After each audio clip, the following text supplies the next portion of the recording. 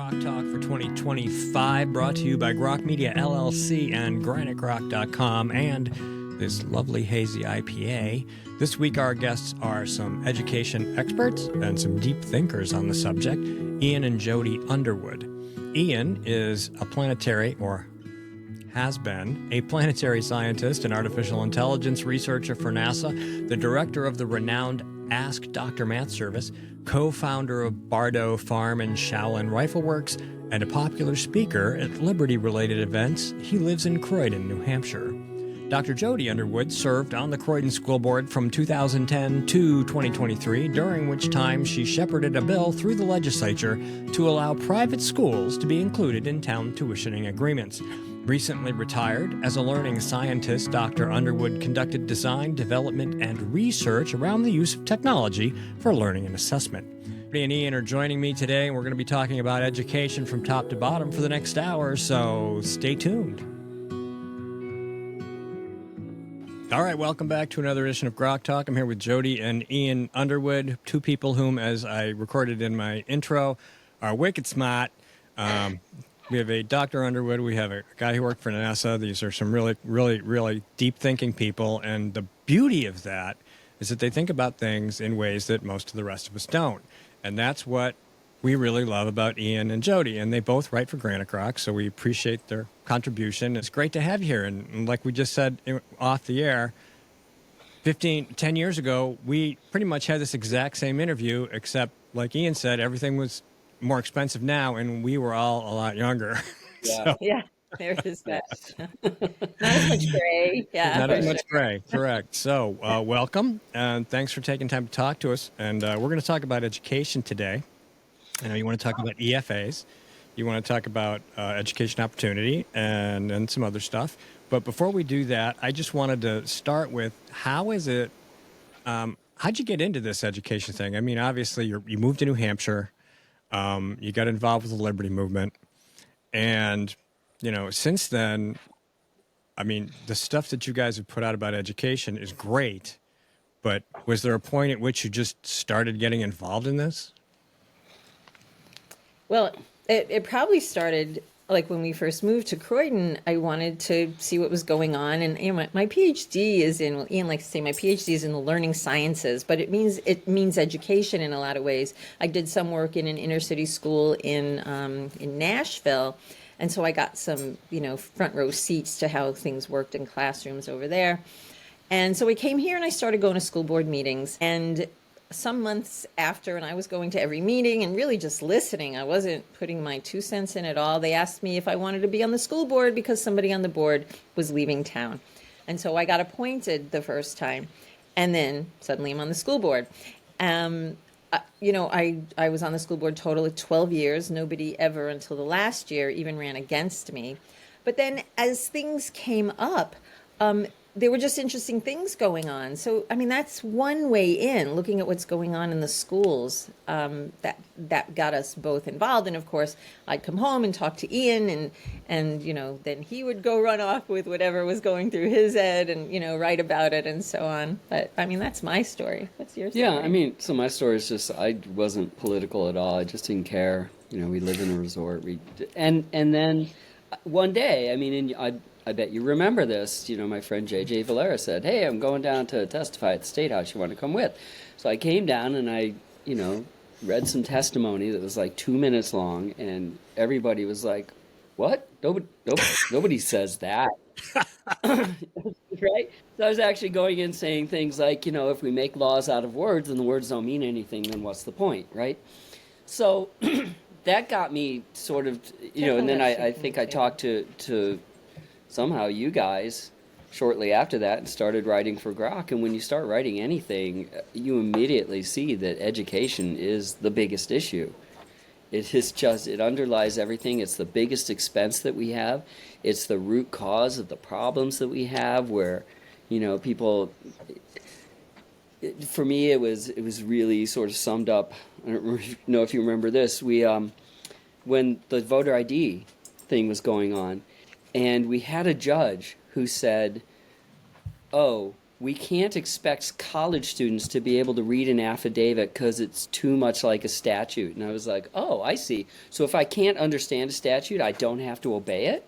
Like, because that pretty much gets rid of the entire RSAs, right? Yep.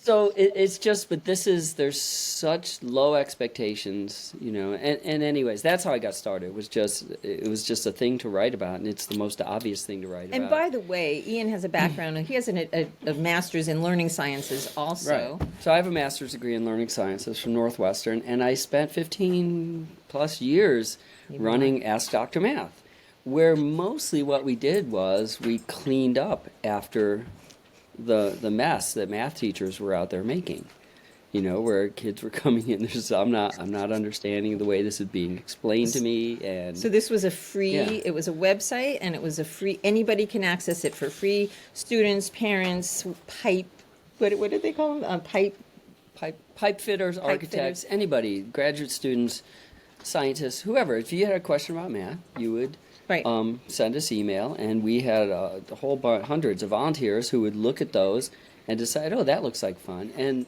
the thing that we were always trying to do, compared to, say, homework help sites, is we didn't really care what the answer was.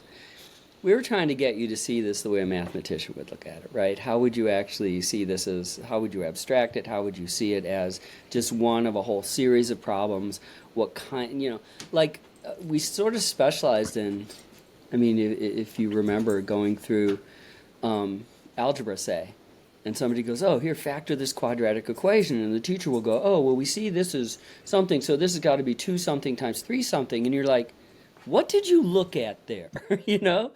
What told you this? So there was always this, it's sort of like the really good athletes aren't really good coaches because they can't even tell you. They don't know how they learned it. Well, how am I hitting a baseball? Yeah. How am I hitting a serve in tennis? What am I doing? And they have no idea because they're just good at it.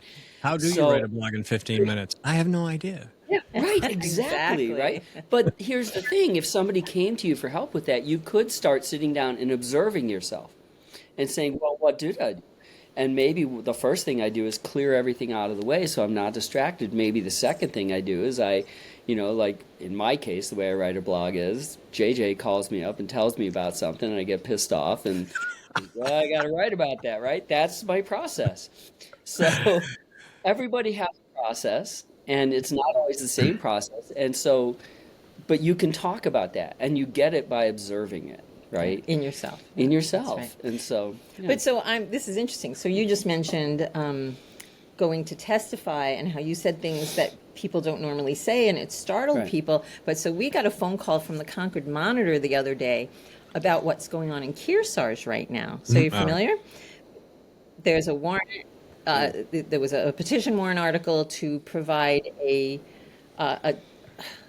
budget cap based on the amount per student, and they wanted to have it at $27,000 rather than the $33,000 that the Kearsarge district was presenting. And so I was talking to this guy about it a little bit, and then Ian gets on, and it doesn't matter. He didn't know who he was calling. It was hysterical. Right. But who is this? Yeah, and we finally told him. Yeah. And so then Ian started giving his side, and you should say what you said because it's interesting. And I'm trying to remember it, but so I basically was trying to take him back through first principles and saying things like, if we set out today. So you start with, like, if I'm a kid and I wake up in the morning, I've got an internet connection, I've got the entire world trying to teach me things, and then they make me get on a bus and go to a building where I'm exposed to a really tiny, largely incompetent set of adults who, and I'm not allowed to use I have fewer resources and they're of lower quality because you sent me to school. Now, maybe that made sense in 1879 when books and chalk and paper were expensive and it was hard to find teachers, but teachers are just trying to get to you now. It's not, we don't have that problem. So anyways, that was the kind of argument I was making, and that if we set out to actually, if we figured out what the goal was and what we were trying to do, and then we actually, like any business, said, well, what's the best way to do this? Then we would come up with something completely different. And so his response was, he's like, that all makes perfect sense, but that's not what I hear anybody arguing. Right. You know? Anybody who got up to testify during that deliberative session, they didn't say that, and it's because, well, they haven't been exposed to Ian. Right. Right. Oh, And so exactly. Now, I was trying to go back and read some of Ian's posts about education as I was, and I'm looking at this, and it all makes perfect sense to me, right? I'm just like, yeah, that makes sense. I mean, you talk about reading. You talk about how if we don't teach kids to read, they can't teach themselves anything. Right. And I've always said that the only goal of a school was to basically teach you how to teach yourself. Yes. And, Yes. you know, my kids all went through public school. And they had to deal with everyday math. They had to deal with a language arts course that wanted them to write a paper about climate change. And I'm just at home, you know, basically defragging and debugging my children every night and trying to teach them real math. And my wife, who's been a paraeducator for probably 15 years now, deals with kindergartners, but it's the same thing. You know, that environment's a little different. They don't really try to indoctrinate them that early in her school. But I'm just like, how hard is this? Like you say all the time, math, English, you know, maybe some logic would be nice, right? A little bit of history, because that's always iffy, right? And then, you know, Well, it is. answer questions, you know, and so I think anybody who is watching this needs to look up Ian and Jody on Granite Rock and definitely read the education posts. And of course, you can go to Bare Minimum Books, which we can talk about later. There's a bunch of great books on education there. And really, the point, just like teaching, is that it opens your mind to a set of ideas you maybe never thought about before and sends you off on this nice little direction all by yourself. And like Ian said, the internet's out there full of people who want to teach you stuff. You just have to go look. That's right. Yeah. I mean, and I see my job largely, you know, my favorite sound in the whole world is when I'm having a discussion with somebody and all of a sudden you can just see their brain lock up and they're like, I never thought of it that way. You know? And that's what I'm going for. Is just to have them go, oh, I've never thought of it that way. So that, again, yeah, like what if we taught kids to teach themselves? Oh, well, that would look very different than what we do now. Right? What if we actually said, why are we teaching kids anything? And, you know, you have the state constitution that says, well, it's because educated people are necessary, or they're essential to the preservation of free government, which I always try to point out to people is very similar to the Second Amendment to the federal constitution, that an armed populace is necessary to the security of a free state, right? And if you look at those two, then you go, oh, well, maybe... Because nobody thinks of being, you know, RKBA, nobody thinks of guns as an entitlement.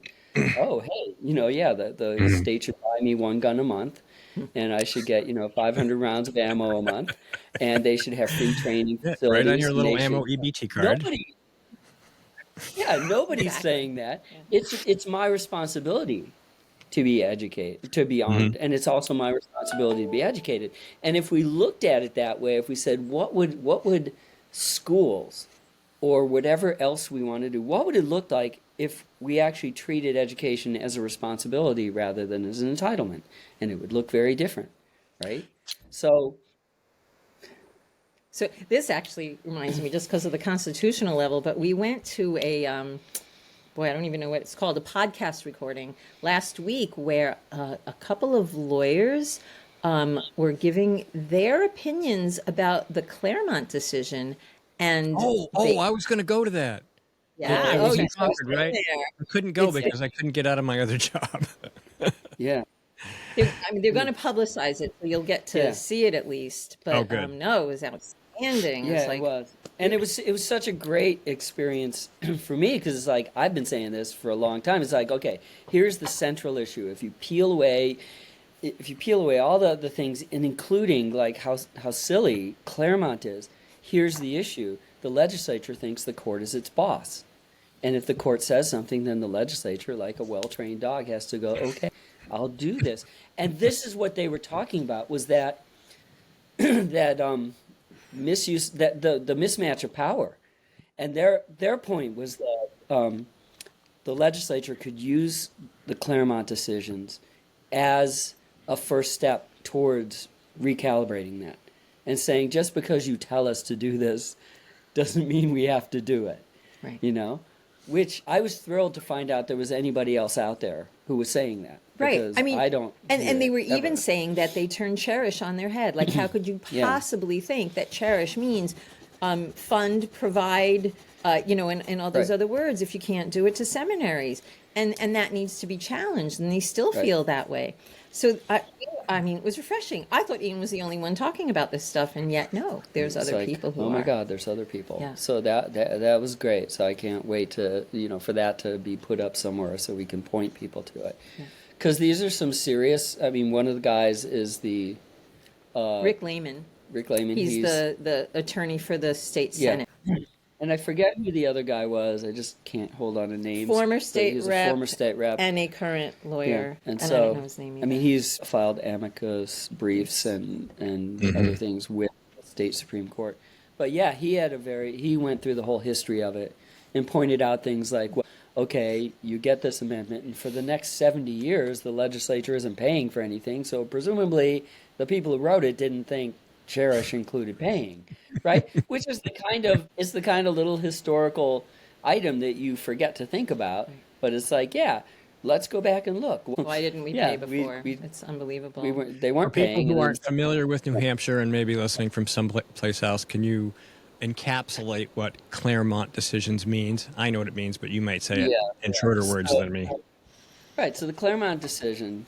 Ian knows it by heart, by Right. the way. Well, not the whole decision, Some but of it, the but Claremont decision, Andrew Valinsky and his friends went to the state Supreme Court, and they said, let's look at Article 83 of the state constitution, which says that the legislators shall cherish seminaries and public schools. So whatever that means, nobody ever says what it means, but whatever it means, you have to, whatever you can or can't do for seminaries, you can or can't do for public schools. But mind you, this is part 2 of the Constitution. Part 1 is about people's rights. Except, so in Article 83, I actually meant to bring this up at that talk, because in Article 83 it says the people have an inherent and essential right to free and fair competition in the trades and industries.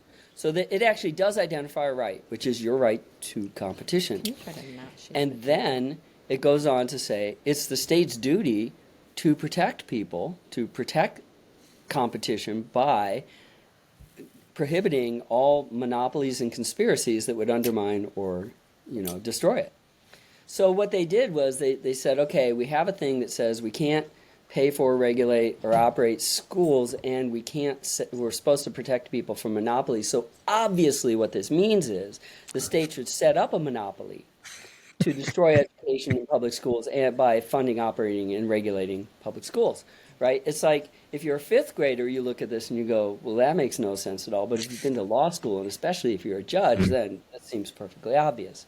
So that's what Claremont was. And then they essentially went to the legislature and said, you must define what an adequate education means, and you must find a way to pay for it. And that just led to this explosion in school costs. Right. And they're not even following the words, and this is the part you do know by heart. Right. So what does an adequate education mean? And even though the court turned the whole thing on its head, they came up with, I will give them credit for this, if you were going to require the state to provide an adequate education, their definition was a good one. It was that you have to provide each educable student, not all students, just educable ones, with the opportunity. You don't provide them with an education, you provide an opportunity to acquire the learning and skills necessary to participate intelligently in the political, social, and economic systems of free government. In other words, you have to teach them what's necessary. You have to give them an opportunity to learn what's necessary to be a citizen, which is a perfectly good definition, and God forbid we should actually pay attention to it. So one of the things I'm usually writing about is like, let's just take that seriously, okay? I'll even give you, yes, you're going to take some tax money and stuff. And my favorite word in that whole thing is necessary. Is it to participate in the political, economic, and social systems of free government? Is it necessary to be able to play a musical instrument? No. Is it necessary to be able to play a team sport? No. Is it necessary to be able to weld 2 pieces of metal together or solve an integral or, tell me about Egyptian history? No. No, it's not. Do you need to be able to read and write? Yes. Do you need to understand rhetoric, the kind of rhetoric that's used to manipulate you and get you to act in your against your own best interests? Yeah. Do you need to know statistics? Yeah, you'd better know that. So there are things that are necessary, and that if you don't know those things, then you can be induced or seduced or tricked into voting away not just your rights, but everybody else's. So I'm just saying, look, if something's necessary, okay, let's fund it. But here's the thing. If it's necessary, it better be mandatory. So are we going to make AP Calculus mandatory? I don't think so. Are we going to make band mandatory? Right. I don't think so. So not necessary. Yeah, right? not necessary. So to me, it's all very straightforward. And again, I'm willing to just say, look, okay, maybe you can pretend that the state has this responsibility, even though it's the opposite. But if we are going to, again, first principles, what's our goal? That's a pretty reasonable goal. I will say this. That is a pretty reasonable goal, to get as many kids as you can to the point where they can do the things that are necessary to be citizens. Okay. Now we can figure out how would we do that, right? And it might, and we have to figure out how we would actually do it and whether that would be successful. And only then, only at that point, should we start talking about money.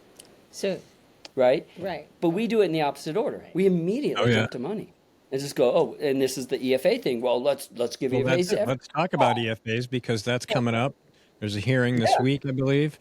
The legislature is a Republican majority legislature, and they're very excited about the idea of 100% education freedom accounts, which, as you've all written about and we all know, is not the best idea. Right. We were just talking about this. What was the analogy I came up with? It's like, have you ever been to a chiropractor? No, but I'm aware of them. Okay. Yeah. So here's the thing. Like, if you go to a chiropractor and you have a hangnail, he'll go, oh, let me adjust your spine. Okay? If you go Mine won't. I have a good chiropractor. If you go to a chiropractor and you've got like syphilis, he'll say, hey, let's adjust your spine. Right? So it's like whatever, he doesn't even, there's no connection between his solution and the actual problem, because in some sense he doesn't care what the problem is. And that's sort of I'm not coming out and saying EFAs are a bad idea. I'm just saying you don't even know what problem they're trying to solve. So how can you judge whether it's a good idea, right? And so, again, from first principles and mathematical training, whatever, the conversation I've been having lately is, let's just talk about X. X is a thing we're going to spend money on. Under what conditions, without knowing what X is it okay to give people money for X if they can already afford it? When would we do that?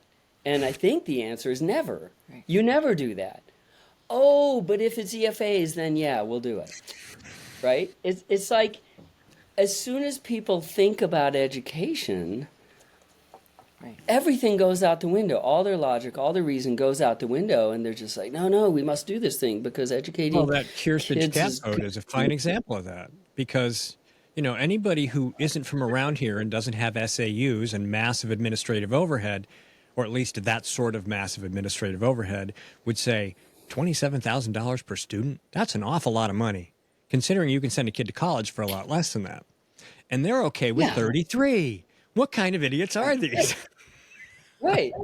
And I mean, it is funny, like in the whole Croydon thing, one of the things we didn't respond to well enough was these things we were hearing, like people running around saying, well, you're going to cut spending by 50%, and that will actually cut your taxes by 90%, and so nobody's going to want to move here. And it's like, what? Well, they'll say taxes will have to go up next year. Right. You're like, wait, you cut spending, how are taxes going to go up?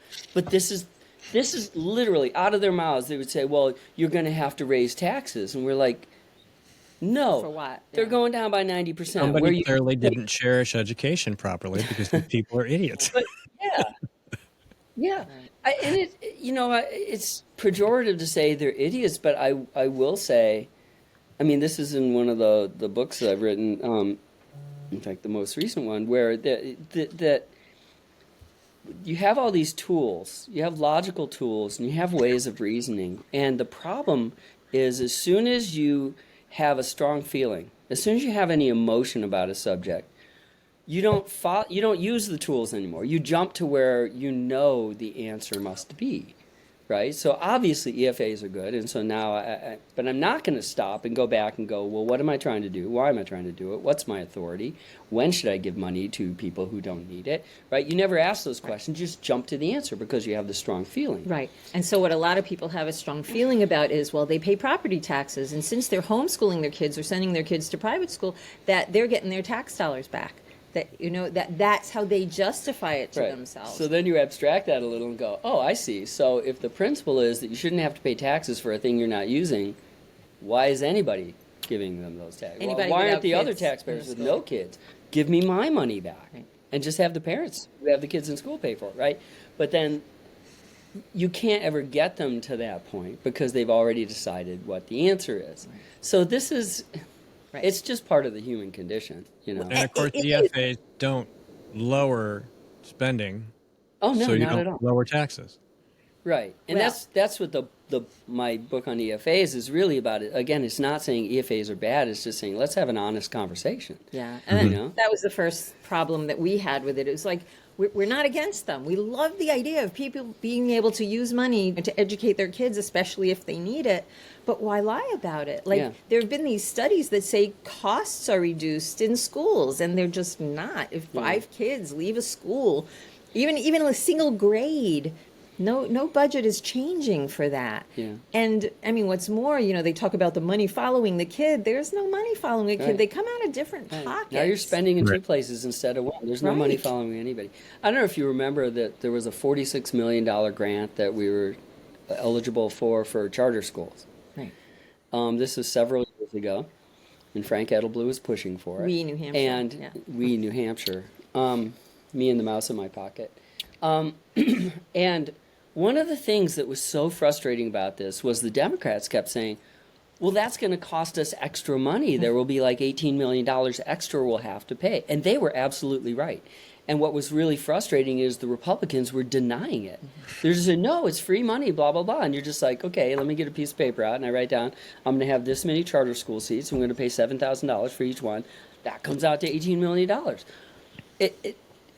It's just the math, but it was so frustrating that they wouldn't, and I kept recommending to the Republicans that they just say, yeah, it's going to cost more money, but it's worth it because A, B, C, and D, right? Just make the honest argument about why you want to do this thing and don't try to fool people, which is what's happening with EFAs. The whole, that kid, we're spending $20,000. Here's the argument. There's a school district that's spending $20,000 per kid. If the kid leaves the school district and takes a $5,000 EFA, now we've saved $15,000. It's like, you haven't, because how have the expenses of the school changed? Not at all. And they haven't. And these reports, those Ed Choice did these studies, and they're basing it on how other states do their funding, and not New Hampshire, but they applied it to New Hampshire, and people are publishing them as if they're the truth. Yeah. I just don't understand how nobody did the math and put out a different study. So the end result is if people keep talking past each other and trying to pull one over on each other, you're going to end up with something, and it's not really going to solve anybody's problem. Right. So if anybody wants to understand how that funding all works, it's spelled out in Ian's book, Stop Lying About EFAs. But actually on Grok, there's House School Funding. Sorry, House School Funding. I'm giving a title of your book. I know, I'm so bad at marketing. The book is Stop Lying. Why Jody's in charge. Well, you have 16 of them, and at least half of them are on education or schools or funding schools. So it's clearly important, and you can go to bareminimumbooks.com and see them all and buy a few, including the one Jody just mentioned. Tried to mention. Twice. What the title is. It's Stop Lying About ESAs, and we did the more general ESAs for Education Savings Account. Not sure we should have in hindsight, because it is really mostly New Hampshire-centric. But anyway, that's the title. Yeah. Thanks. Sorry, but there's also a 4-part series on Grok called How School Funding Works, and it just goes... I was looking at it today, and everybody should read it. And not just that, but I mean, you were talking about some stuff earlier. It's really just great stuff. You just can't say enough about it, because not enough people really literally are thinking about things this way, including people we're electing to office. I mean, we talked about the Kearsarge thing. We talked about EFAs. I've got people writing me op-eds about EFAs, about how this is just going to make taxes go up. And, of course, that's a pretty hot topic when you're paying $27,000 or $30,000 per student, as far as the breakdown goes. as if that number really means anything either. But in the grand scheme of things, it's a number people can understand, and the people in Kearsarge don't seem to care. But they're not alone. A lot of people in a lot of towns are they're afraid to go up against the schoolies. You know, you got people like Skip Murphy. Yeah. Experts, yeah. Skip Murphy, who loves to go up against the school board and has a habit of winning, and they must just love seeing him walk in the room. And of course, there's a handful of people in the homeschool community fighting for kids because, you know, okay, it's about money, but really about education. And you've started an organization to help people figure out what their options are. That's right. Education Options is what it's called, edupt.org, a nonprofit. We accept donations so that we can actually do the things we want to do. So our mission is to help families all around New Hampshire learn about all their education options. And it starts with homeschooling, but helping them figure out maybe a blended thing that works for them. If they have flexible schedule, you can do co-ops. You could pay for learning centers and so on. Or you could go to charter schools or private schools, and what are the ones in your area? And so, you know, I mean, we're willing to talk to people one-on-one to help them figure out how to do this. We've had some good success stories, so, you know, it's been great. And we're doing these face-to-face expos, and so we invite local education providers to, you know, have a table, and people can walk in and just talk to people face-to-face and see what's going on. Yeah. So it's good to know. Do you have a website? How do people get in touch with you about that? Yep, edupt.org, and so it's EDOPT for Education Options. And there's contact me there, and all the contact me goes to me. So you can, you know, there's an email address, there's a form you could fill out. So I get it all. There's even a phone number. You can call me directly, and people do that. So it's all welcome. Yeah. And there's some posts by Jody on Granite Rock about it. If you want to search for them there, you get a little bit more detail before you reach out. Yeah, for sure. So to return to something you said, that people, I mean, here's the thing about Kearsarge that nobody says, right, except the two of us so far, is that there are like 1,400 people showed up to vote for this, and it's like, right, and 14,000 stayed home, right? Why did they stay home? And I think you've hit on something, and I think we agree on this, I think it's because the taxpayers don't want to be the bad guys. They don't want to come out and say, we need, enough is enough, we should be able to do this for a lot less money, because the reaction predictably is this hysterical, oh my God, you hate kids, you know? And you see like the ads that the NEA ran, you know, in Croydon about that. It's just, oh, we have to protect our valuable, what was the strong education we have now. It's like, 40% of kids can read. That's strong education. This is what they're fighting for. But one of the things that I hope comes out of EdOpt is that if there are enough parents in some district where there are enough parents who have done other things and it's working for their kids, and they're like, look, we're in a pod, we're in a micro school, we're doing this, we're doing that, is that it would embolden the 90% of taxpayers to come out and jump on the other side of that seesaw and just say, this is what we want. Right. We're happy to support this. That's what we're against. We're not against education. We're not against schools even. We're against whatever you want to call that monstrosity, right? But it really baffles me. And over the last year or so, that's really come to be the thing that's really I'm obsessing about, is like, why do those people stay home? Right, and it's a good question. Especially when the red line in a town like Kearsarge isn't $27,000. Right. Yeah, totally. How much do you need, you know?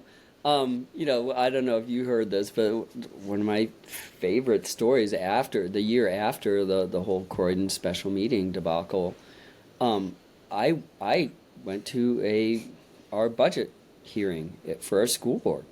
And I said, okay, I wanted to ask the superintendent a question. And I said, so here's the thing. Clearly, for $1 million a year per student, you could teach all these kids to read. But you can't do it for $30,000 because that's what you're spending now, and it won't work. So what's the number? What's the lowest number between $1 million and $30,000 that we could actually say we can accomplish what we're supposed to be doing? And his answer was, we couldn't do it for $1 million a year. Yeah. So it's like, And that was, I did that at 2 consecutive meetings and got the same answer. And it's like, okay, so people talk about fully funded schools. Well, what could they possibly mean by this?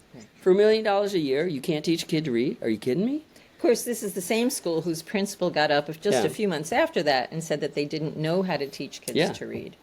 I wrote articles about that too. So it's like, what are we doing here? Exactly, you know? The thing is, Nick Rock's been around since 2006. You guys have been contributing since the middle of that started. I don't remember.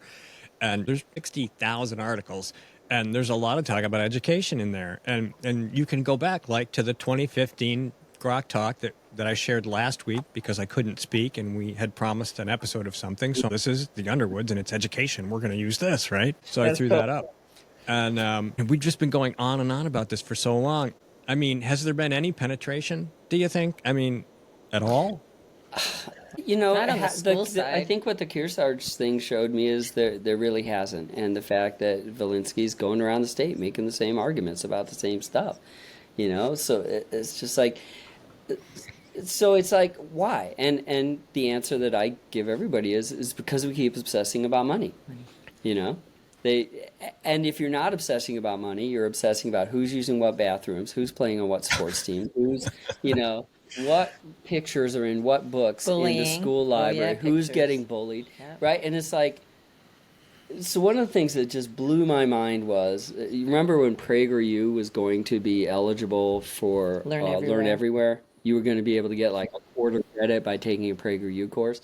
Yep. And like so many parents showed up to complain about this that they had to reschedule the meeting to a bigger venue outside of the State House. And their big complaint was that Right. they're a conservative outfit. Yeah, That was their they'll complaint. get in there and their minds would They're going to be poisoned, right? indoctrinate our kids with financial literacy. Right. And so I was like one of the last people to speak, and yeah, They're going to know how to add. No!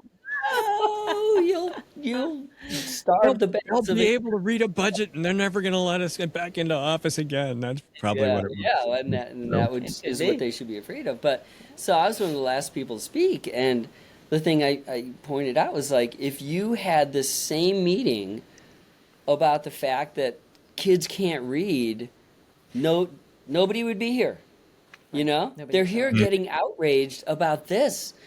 And the thing that the schools are actually supposed to be doing, nobody seems to care that they're not doing it. Well, And I don't it's- think the schools think that's what they're supposed to be doing. Well, and that's okay, an interesting and point, right? That's also an issue. But something that was really heartening to me was, so while we were out advertising for one of our expos in Newport in the Upper Valley, I was handing out flyers to as many families as I could at the farmers market, at crafts fairs, and so on. So I spoke to hundreds of families. Everybody, except there was like one exception, but everybody was like, wow, this is a great idea. Yeah. So this is across the aisle. This is everybody. All right, so what the exceptions was a Croydon resident was like, I don't trust anything you do. I know who you are. and another person who was just exactly. Yes. Another Here, person have this apple. is pro public school. Like, and in the end, he was like, all right, I can kind of see it, you know? And that was it. But everybody else. So a lot of people are really not happy with the system for all the reasons Ian just rattled off, right? About divisive concepts and CRT and DEI and pornography and bullying and these are all the distractions. Like if we weren't focusing on those, maybe we would focus on reading, right? And funding, right? Those are the distractions. So they've gotten really good at the distractions, so they don't have to do the job that we all want them to do. Yeah, and I think that if the cost per student gets to the median U.S. income, everybody could just stay home and teach their own kids. I think it actually passed that several years ago. I remember writing about that it was you needed more than one person to pay for one kid to go to school. So it passed Social Security in that sense, where it's just this is completely unsustainable. But nobody... It doesn't get them for some reason. The thing they worry about then is...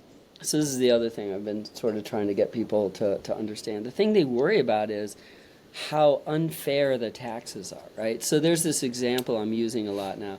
And this was funny. I got to tell this to Kelly Ayotte, our new governor. It was only over the phone. But so I gave her the story I always give. It's like, okay, suppose you and somebody else go to the grocery store and you get a loaf of bread and a couple of steaks and some milk and some apples. And the other guy gets exactly the same thing. And so he goes into line ahead of you, and they ring it up. It's like, that's $40. And he goes on, and you get your $40 out, and the guy goes, no, no, no, for you it's $80. And you're like, why? It's like, because your house is worth twice as much as his. And, so does that make sense? And of course, Kelly, yeah, it's like, no, that doesn't make any sense at all. That's completely ridiculous. It's like, so you're aware that this is how school taxes work, right?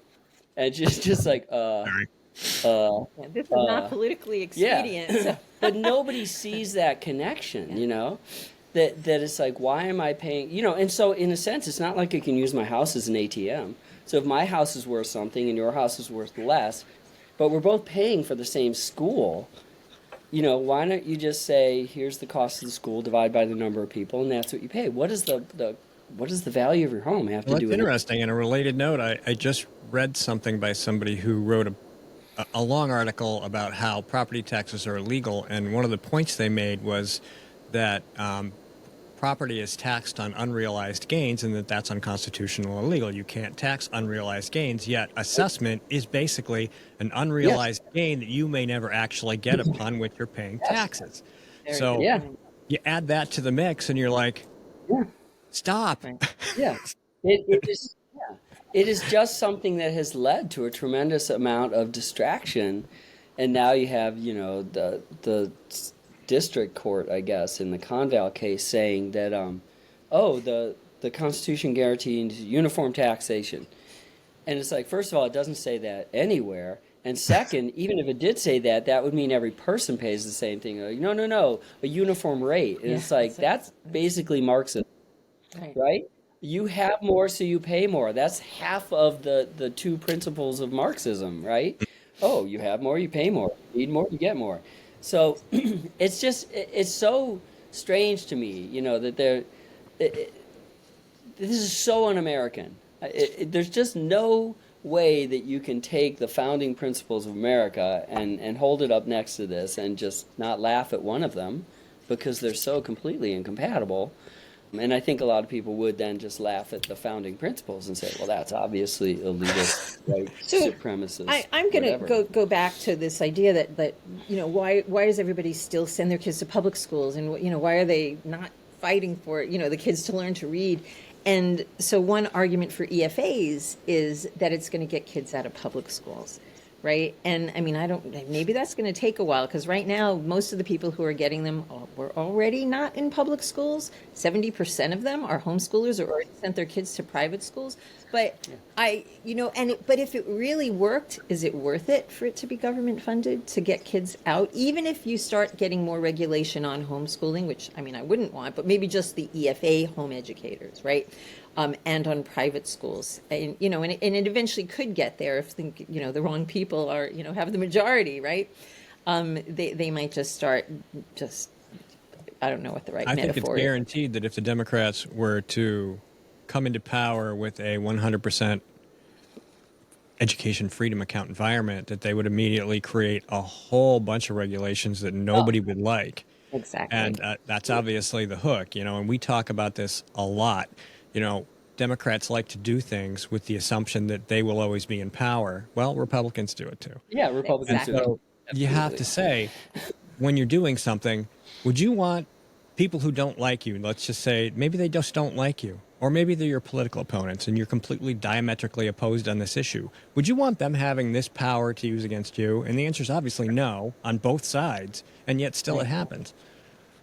Right. People don't act on principle. They act on what they want. Well, they act on the principle that they'll remain in control. Well, yes. Right. That's not a principle. Which is why, I mean, and here's a, just again, mathematically taking That's something you pine for. I wish I was always in power. But here's why the would thing. you call that a principle? The principle is I want to hold on to power. And in fact, if I want to hold on to power or make sure my friends get power after I get it, you know how we do that? We put the government in charge of who gets elected. So this is my thing, is elections. People talk, we have to fix elections, we have to clean up elections, we have to have better elections, we have to have term limits. And it's like elections are the problem, right? It's like, let's have a better system for armed robbery. It's just, the thing is wrong. you can't fix it because the thing is wrong, right? And so I would rather have just sortition where you just select people randomly like juries, or even something like proxies, where basically I give, enough people give this guy his proxy, he gets to go there, and the second he does something stupid, then you withdraw your proxies, and he's out. I mean, you don't have to wait for November. It's just done. Yeah. So kind of like the U.S. Senate before the 17th Amendment. A little bit, yeah, something like that. Except, I mean, obviously there was a lot of political business going on there, but a legislature that had flipped could say, we don't like you anymore. Get back here. We're replacing you. Yeah. Or if the guy, more to the point, if the guy actually was voting for things that would take power away from the state, it's like you're there to protect our interests, right? The original design is that the House of Representatives would be, flipping all the time and would represent the latest manias. And the Senate would sit there and go, that's really not the federal government's job. No. That they're like, you're trying to take power from my state. No, you can't do that. And then that, the 17th Amendment completely corrupted that. So now we just have two houses of representatives, except the funny thing is the Senate in some ways is worse because a Senate seat is now a national seat. Like when it's election season, I'm getting stuff saying, oh, donate to get this guy elected to the Senate in Illinois. It's like, Illinois, really? And I get stuff from other states coming and saying, oh, this candidate is terrible. And it's like, why are you... Everybody just regards every Senate seat now. It's a national assembly. Yeah, it's not even a federal assembly anymore. Yeah. It's just a national assembly, and whoever's got the most, money and is willing to tell the smoothest lies. Well, for years I've been calling Gene Shaheen the federal government's ambassador to New Hampshire, and that's kind of true, And then similarly, and it just occurred to me, I've said this a lot. 400 state reps, obviously, they make $100 a year plus their little stipends for driving around and stuff, and it's not a lot of money, and it's an awful lot of crap for that job, and so a lot of them don't want to hear from people who aren't their constituents. But I'm like, you still have to listen to me, because if you're the deciding vote on a tax I have to pay, it matters to me how you vote, right? And so they don't want to hear that, just like parents don't want to hear it or school boards don't want to hear it. And so people are just in this mindset where they think that's okay, as a state rep. And of course I wrote a post the other day that they really should stop blocking people on social media because the Supreme Court has said it's against the law, and they still do it. And somebody said, well, why do they still do it? And I said, because nobody's going to sue them. If somebody with a lot of money gets really mad and sues the crap out of somebody who's only making $100 a year as a volunteer in a state house, which is how it should be, right? We got that part right. Then maybe some people will pay attention. But until then, that's not going to change. And it's just another part of that huge picture that we've been painting, part of which, since we're getting close to, we got about 10 minutes left, you wanted to talk about Comrade Volinsky a little bit more. He's been the anti-Underwood, and I just wanted to get into that. He wrote a hit piece on us. He did. It was crazy. Wow. Like Christmas Day, I think it was. Right. Merry Christmas. Yeah. Right. So we're writing a series of little fables about, King Volinsky or Prince Volinsky or Volinsky in the Magic Mirror and the grocery store. The story Volinsky's grocery store, right, where people come in and he charges them differently according to what their houses are. I just finished one on when they started doing their little road show. They published this graph, and it was like, oh, look, nothing has changed in spending. And we actually got the data and took it apart and just went, oh my God, did they totally lie? So one of the fables is about the great Volinsky, the magician, who, somebody goes, look, we're spending way more money than we used to. He's like, oh, I'll show you that we're not. And I do this, and I do this, I do this, and look, I get a graph. And everybody's like, oh my God, achievement hasn't gone up because spending hasn't changed, And it's like, okay, this is how this works. So yeah, we're doing that. But it's just, it's I'm ambivalent about it. It's fun to do. It's fun to write those things, and I enjoy it when I'm in it. But I know. Oh, it just flows out of him. The whole thing that came out of Croydon, though, was he's making it into personalities, and it shouldn't be about personalities. I mean, what you're saying. There's the famous story about Einstein. It's apocryphal, I think, but 100 German scientist signed something saying his Jewish theory of relativity was wrong, and somebody asked Einstein about it. He said, if it was actually wrong, one signature would be enough. You know, it doesn't matter who. Debate the ideas, right? Talk about what's actually going on. And one of the things you notice immediately is he only talks about money. He never talks about fairness. So one of the fables is about fairness. He talks about fairness. He doesn't talk about achievement. Sorry. Yeah. You know, one of the fables is about Valinsky and his magic mirror, and how he's like, well, how can I keep people from asking embarrassing questions about why students aren't learning? And the mirror says, oh, that's easy. Just make them fight about money, and they'll never get around to talking about achievement, you know, which is exactly what happens. So, you know, you make people fight about money, you make people fight about personalities, and it all distracts from the issue. And so in that sense, I'm not thrilled about it, but it's easy to do, and he kind of deserves it, because, like, why is he picking on us, you know? And the thing about it is, when he wrote his little hit piece, it's like you get 2 paragraphs into it, and there's already, like, 6 errors. So it's just like... And he doesn't care. He doesn't care, you know? He's just saying those Underwoods, anything that they like is bad, right? It's sort of like Trump, you know. Well, when Biden did it, okay. When Obama did it, but if Trump did it, then it's bad. Right. I do want to. Sorry to circle back, but I want to say something that occurred to me. We're thinking about what are the ultimate. People talk about, like, we need a paradigm change. We need to do something different with education. And the more I think about it, and the more I abstract it, and the deeper I get, I think, okay, if there's one thing. And it's like EFAs don't address this at all. If there's one thing that really separates schools from the rest of society, it's this. In the rest of society, you don't pay for something until you get it, right? And in schools, you do what I call pay and pray. You give them some money, and you don't really even specify what it is you're supposed to get for it. And then when you get nothing or something you didn't want, you just do it again the next year. There's no, so I think I wrote a thing that said the problem isn't school funding, it's that there's no school refunding. Right. Right? I mean, part of the problem is that school districts don't actually set goals. Like realistic goals and pointed goals, like about reading. Like, how about 90% of our kids should be reading at grade level and can't get promoted, you know? And so on that note, I'm going to throw in another plug. So I'm also part of the School District Governance Association, SDGA, and I am doing a webinar tomorrow night at 7 p.m. for the ABCs of school boards and what their legal responsibilities are, what they're supposed to be doing, and not what, other people are telling them they're supposed to be doing. So if we know anybody that is thinking about running for school board, come to this webinar. So go to sdganh.org and you'll see the announcement for the webinar. School boards have an enormous amount of power, and they have no idea. They just get in there, and it's like, I'm just supposed to say okay to whatever the superintendent wants. But a big reason that they have a ton of power is if you start looking at all the RSAs about education, they say, you shall do this, you shall do this, you shall do this. And we encourage them to stop and go, or what? You shall have 180 days of school, or what?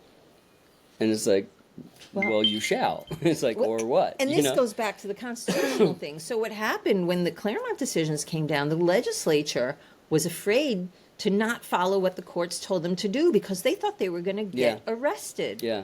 And that was one of the things we heard at the seminar. Does the legislature not know that it can vacate the judicial system? Apparently not. Just like school board members don't know that what their job actually is. Yeah.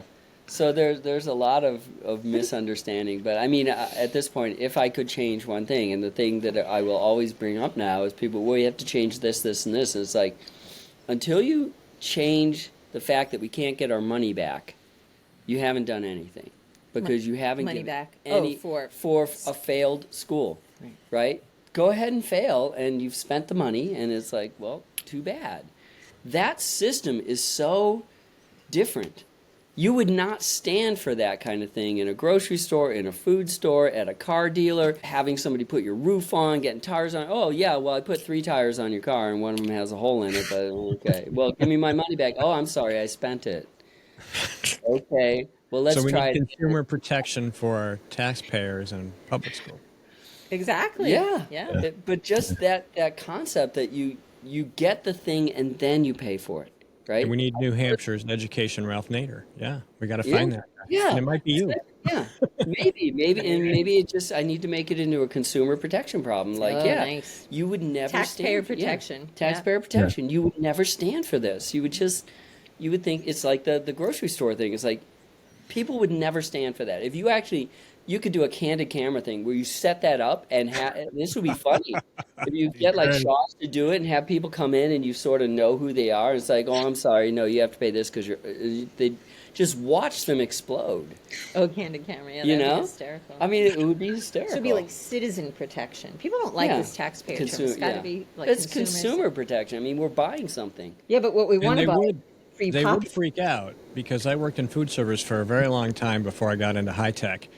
And, way back when I worked at McDonald's in the 70s, and a cheeseburger was like 15 cents. Yeah. If their cheeseburger wasn't right, 15-cent cheeseburger. Now, that's in 1978, 9-ish dollars, to be fair. Yeah. People would lose their shit. I mean, they would just lose their mind. And it didn't matter how much it cost, even if it was like a $5 pizza. I'm like, you thought you stole their children or killed their dog. I did management for a while, and I would have to stand there and take it because that's the job. Yeah. But in real terms, I'm like, are you okay? Are you all right? Yeah. Now you're paying property taxes for this education over here. How does that make you feel? Yeah. Right. I mean, but it is sort of interesting that in America, as so many other things have gotten so far out of control, one of the things that really has improved is customer service. Have you ever tried to return anything to Amazon?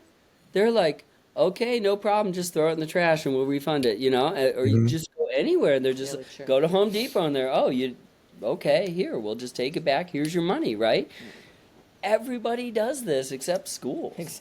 I mean, it's just, what if we just made schools operate like everything else and didn't change anything else? And you know what? You didn't teach the kids to read, you got to give them the money back. That's a good idea. It's a good idea. You would see a lot of changes very quickly. You would, and of course you have to deal with the education industrial complex and everybody who makes money and the textbook companies and the unions and everybody else who's got their fingers in the pie because it's a multi-trillion-dollar national industry, just like all the other really big industries, and they all have lobbyists and we just have us. Yeah, and absolutely. That's part of the problem. Nobody wants to go before the school board and tell them you have to be mean to the union lawyers when they come to talk about the contracts. I don't want to do that. I mean, and we had this thing. I didn't know about it until really recently. I found out, like, Frank Edelblue didn't know about it. Commissioner of Education is just buried 193H2, RSA 193H2, which used to say that every school had to have all kids reading and doing math at proficiency. All kids. Not like all non-special ed kids, all kids without IPEs, all kids who aren't a pain in the ass, whatever. All kids. We'll have all kids at proficiency. And it's like, and then Ruth Ward and Rick Ladd took that out in the last session. Last year, and it was like buried in this rewrite of another part. It was like the only thing worth having. Yeah. Not that anybody followed it. Right, but I was in the process of trying to get people like, let's go sue somebody. Let's go sue a school district. Because you're breaking the law. Well, I once asked Frank, so what if we tried to hold them to that? And he's like, then I'd have to shut the schools down. He's like, do you want to run a school? And I was like, I'd run one school. We'll run a school. We'll run a school and we'll teach the kids to read. And that's all we'll do. Well, and you could do it for a lot less money. That's right. Yeah. Absolutely. Yeah. A good living wage. Yeah. There we go. All right. Well, we're pretty much out of time, and I think we can talk for another hour easily. So, I mean, that's great. And I mean, I've known you guys for a while now, and it's just nice to talk to people I'm comfortable with. And I hope everybody watches this and we share it around. And let's do another push for Bare Minimum Books, bareminimumbooks.com. And at the end of any one of them, you should be saying to yourself, I never thought of it that way. Right. That's my goal. And it would take everybody less than an hour to read each book. So that's also something to know. We're proud to have you in New Hampshire doing it for us and writing for us. So thank you very much for taking time to have a conversation with us about education today. Thanks you.